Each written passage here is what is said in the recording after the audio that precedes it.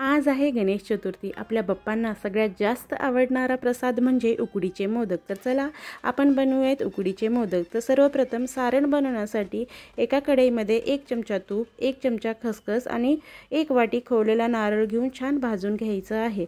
नारळ छान भाजून झाल्यानंतर त्यामध्ये त्याच वाटीने अर्धी वाटी गूळ टाकून छान असा मिक्स करून घ्यायचा आहे। त्यामध्ये 1 चमचा इलायची पावडर टाकून छान असा सारण असं कोरडं होईपर्यंत मिक्स करून घ्यायचं आहे। तर आपलं सारण रेडी करून झाल्यानंतर पारीसाठी दुसरीकडे एका पातेल्यात 1 वाटी पाणी, 4 चमचे दूध आणि थोडंसं मीठ आणि 1 चमचा तूप टाकून उकळी आणू द्यायची आहे। उकळी आल्यानंतर 1 वाटी तांदळाचं पीठ टाकून छान मिक्स करून घ्यायचं आहे। मिक्स झाल्यानंतर गॅस बंद करून 10 मिनिट झाकण ठेवून ठेवायचं आहे। त्यानंतर तेच मिश्रण एका ताटामध्ये काढून असं मऊसूत असा मळून घ्यायचं आहे। 1 चमचा तूप टाकून अशा प्रकारे मऊसूत असा गोळा तयार करून घ्यायचं आहे। पीठ मळून झाल्यानंतर मोदक बनवायचा साच्याला देखील तेल लावून घ्यायचं आहे, जेणेकरून मोदक चिटकू नयेत।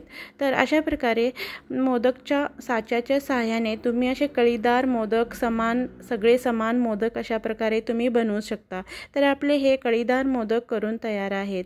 तर दुसरीकडे मोदक आपल्याला वाफवून घेण्यासाठी एका पातेल्यामध्ये 1 ग्लास पाणी घेऊन त्यामध्ये अशा प्रकारचं भांडं ठेवून त्याला तेल लावून घ्यायचं आहे आणि आपले सर्व मोदक ठेवायचे आहेत आणि त्यांना वरच्या साईडला केसर असेल तर तुम्ही केसर देखील लावू शकता। त्याच्याने एवढा छान कलर येतो ना, खूपच सुंदर कलर येतो त्याच्याने।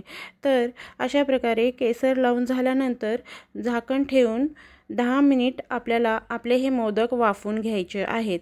तर 10 मिनिटानंतर तुम्ही बघू शकता आपले हे मऊ लुसलुशीत मोदक करून तयार आहेत। तर तुम्हाला व्हिडिओ कसा वाटला हे नक्की कमेंट करून सांगा। व्हिडिओ आवडला असेल तर लाईक करा, शेअर करा आणि सबस्क्राईब करा। थँक्यू।